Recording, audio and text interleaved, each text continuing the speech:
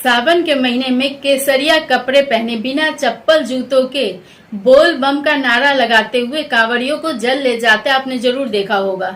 ये विभिन्न पवित्र नदियों से विशेषकर गंगा जी से जल लेकर भगवान शिव का जलाभिषेक करते हैं। लेकिन क्या आपने कभी सोचा है कि भगवान शिव के तो सिर पर ही गंगा जी विराजमान है, फिर उन्हें उनका जल चढ़ाने का इतना महत्व क्यों है? सबसे पहले कांवड़ किसने लिया था? ये जो बोल बम बोलते हैं उनका अर्थ क्या होता है और सबसे पहले बम किसने और क्यों बोला? यह शब्द पवित्र क्यों माना जाता है? भगवान शिव को भोला क्यों कहा जाता है? डाक बम किसे कहते हैं? और सबसे महत्वपूर्ण यह है कि कांवड़ ले जाते इसमें किन किन नियमों का पालन किया जाना चाहिए या किया जाता है। आज हम एक एक कर इन सभी प्रश्नों पर विचार करेंगे। पहला प्रश्न है, कांवड़ क्यों लिया जाता है? पुराणों के अनुसार समुद्र मंथन से निकले 14 रत्नों में से जो पहला रत्न निकला वह था हलाहल विष। विष को क्यों रत्न की श्रेणी में रखा गया है इस पर चर्चा कभी और, क्योंकि अभी यह विषयांतर हो जाएगा। इस विष को देवता और दानव दोनों ही लेने को तैयार नहीं थे। विष के ताप से सृष्टि के विनाश का भय उत्पन्न हो गया, इसलिए समस्त जगत के कल्याण के लिए शिवजी इसे अपने कंठ में धारण करने के लिए तैयार हो गए। इसे पिया नहीं, क्योंकि उससे उनके अंदर सृष्टि का विनाश हो जाता जो कि उनके अंदर विराजमान है, इसलिए उन्होंने इसे अपने कंठ में ही रखा। इस कारण उनका कंठ नीला पड़ गया और वे नीलकंठ कहलाया। समुद्र मंथन से निकले 14 रत्नों में से उन्होंने कुछ और नहीं लिया, केवल विष लिया। विष को शिव ने सहन तो कर लिया, लेकिन इसके तपिश से उनको कुछ कष्ट होने लगा। इसलिए देवता, ऋषि मुनि और उनके भक्तगण उनके कष्ट को कम करने के लिए प्रयास करने लगे। उन्हें शीतलता प्रदान करने के लिए वे उनके सिर पर पवित्र जल देने लगे। कुछ वनस्पति और जीवों ने उनके विष का थोड़ा अंश ले लिया। भक्तों के इस प्रयास से शिव के विष पर तो कोई विशेष प्रभाव नहीं पड़ा, लेकिन उनकी भक्ति और अपने प्रति स्नेह देकर भगवान शिव बहुत प्रसन्न हुए। इसके बाद ही उन्होंने जल और बेलपत्र, भांग, धतूरा आदि चढ़ाने की शुरुआत हुई, ऐसा माना जाता है। जल तो उनके सिर पर विराजमान गंगा जी में ही है, लेकिन वे चढ़ाने वाली वस्तु नहीं बल्कि उसमें समाई भावना को देखते हैं, इसलिए जल चढ़ाने के प्रयास से वे प्रसन्न हुए। इस समय सावन का सोमवार था, इसलिए इस दिन उन्हें जल चढ़ाने का विशेष महत्व है। अब सवाल आता है कि सबसे पहले कांवड़ किसने लिया? कांवड़ लेकर भगवान शिव को जल चढ़ाने के लिए दूर दूर तक की यात्रा करने की परंपरा भारत में बहुत पुरानी है। कहते हैं कि सबसे पहले कांवड़िया तो वे देवता और ऋषि मुनि थे जिन्होंने सतयुग में समुद्र मंथन के समय उन्हें जल चढ़ाया था। भगवान परशुराम द्वारा गढ़मुक्तेश्वर से पुरा महादेव को जल चढ़ाने की कथा पुराणों में आती है। दंत कथाओं के अनुसार भगवान राम ने अयोध्या से सरयू जी का जल लाकर बिहार स्थित वैद्यनाथ ज्योतिर्लिंग पर चढ़ाया था। रावण द्वारा भी कांवड़ लेने का उल्लेख है, इसलिए सबसे पहले कांवड़ किसने और कब लिया यह तो निश्चय पूर्वक नहीं कहा जा सकता है, लेकिन यह तो निश्चित रूप से कहा जा सकता है कि यह परंपरा बहुत ही पुरानी है। अब सवाल है कि बम शब्द क्यों बोला जाता है? कांवड़ यात्रा के समय बोला जाने वाला मंत्र या उद्घोष होता है बोल बम। जब तक कांवड़ियों के कंधे पर कांवड़ होता है तब तक उनका मन और वाणी कहीं और नहीं जाना चाहिए शिव के सिवाय। ये इसलिए वे निरंतर इसका उच्चारण करते रहते हैं। इस उद्घोष से उनमें ऊर्जा और उत्साह का संचार होता है। लेकिन यह शब्द बोला क्यों जाता है, इसका क्या अर्थ है? इसका संबंध भगवान शिव द्वारा प्रजापति दक्ष के वध की कथा से जुड़ा है। रामचरितमानस में तुलसीदास जी कहते हैं कि शिव की प्रथम पत्नी सती, जो कि प्रजापति दक्ष की पुत्री थी, द्वारा आत्मदाह से क्रुद्ध होकर उन्होंने दक्ष का वध किया था। यह कथा अन्य प्राचीन ग्रंथों में भी आती है। वैदिक ग्रंथों में यह तो कहा गया है कि शिव ने दक्ष का वध किया था, लेकिन इसका कारण सती को नहीं बताया गया है। तात्कालिक कारण चाहे जो हो, लेकिन इस पर तो सभी ग्रंथ सहमत है कि प्रजापति बनने पर दक्ष को अभिमान हो गया था। वह अपने को सबसे, यहाँ तक कि भगवान शिव से भी ऊंचा मानने लगा था। शिव तो भोलेनाथ अर्थात बड़े सरल स्वभाव के, ईर्ष्या अभिमान जैसे सामान्य मानवीय भावना उनके अंदर नहीं है, इसलिए उन्होंने तो इसे बुरा नहीं माना। लेकिन जब अपने अभिमान में दक्ष प्रजापालन की अवहेलना करने लगा, देव, यक्ष, गंधर्व आदि को अपमानित करने लगा, तब शिव को क्रोध आ गया। ऐसे में प्रजापति के यज्ञ के अवसर पर ही उन्होंने सिर काटकर उसका वध कर दिया। लेकिन प्रजापति यानी अधिपति के बिना सृष्टि अव्यवस्थित हो जाता, इसलिए सबने उसे जीवित करने के लिए शिव से प्रार्थना किया। उन सब की प्रार्थना पर उन्होंने एक बकरे का सिर लगाकर उसे जीवित कर दिया और धर्म के अनुरूप अपने कर्तव्य पालन करने के लिए कहा।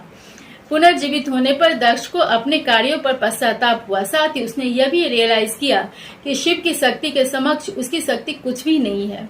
उसके अपराधों के बाद भी शिव ने उसे क्षमा कर दिया था। इस सब से उसके मन में अपने लिए ग्लानि और शिव के लिए कृतज्ञता एवं भक्ति का भाव आया। उसने शिव से क्षमा मांगना और उनकी स्तुति करना चाहा, पर बकरे के सिर और स्वर ग्रंथि के कारण उसके मुंह से कोई स्पष्ट शब्द नहीं निकल पाया। उसने जो कहना चाहा उसके बदले एक ध्वनि निकली, बम बम भूह।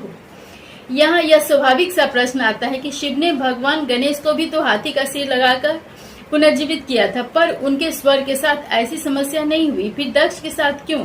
लेकिन यह चर्चा कभी और, अभी विषयांतर से बचते हैं। अस्तु, दक्ष की कथा पर वापस आते हैं। दक्ष अपनी वाणी पर शर्मिंदा हुआ, लेकिन शिव उसकी भावनाओं को समझ गए। उन्होंने उसे आशीर्वाद दिया कि ये शब्द अब उनके प्रिय मंत्र होंगे।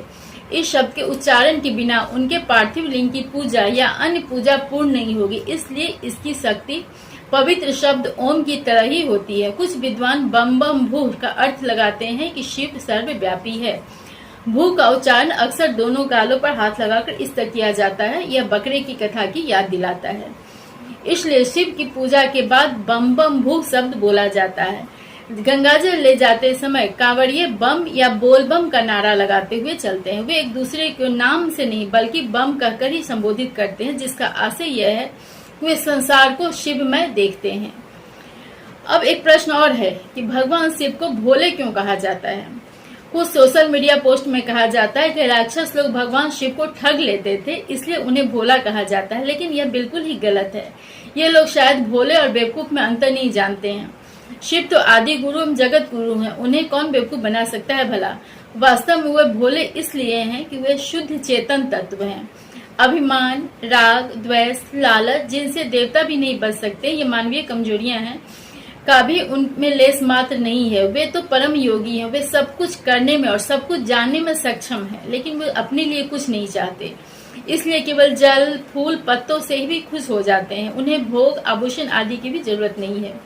उनका कोई भी कार्य अपने स्वार्थ से प्रेरित नहीं होता है। चेतन तत्व होने कारण वे जो भी करते हैं दूसरे के कल्याण के लिए ही करते हैं, धर्म की रक्षा के लिए ही करते हैं। वह किसी के न तो मित्र हैं न ही किसी के शत्रु। वह केवल भावना और कर्तव्य देखते हैं, किसी की हैसियत या अन्य कोई भी चीज नहीं।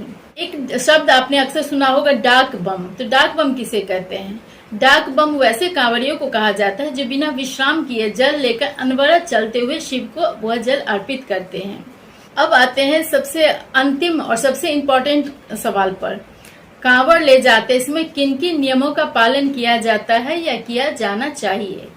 कांवड़ के नियम बड़े ही कठिन होते हैं। चूंकि शिव कोई बाहरी वस्तु नहीं बल्कि सरल भक्ति, समर्पण और साधना ही देखते हैं, इसलिए कांवड़ यात्रा के समय 3 चीजों पर का बहुत ध्यान रखना होता है।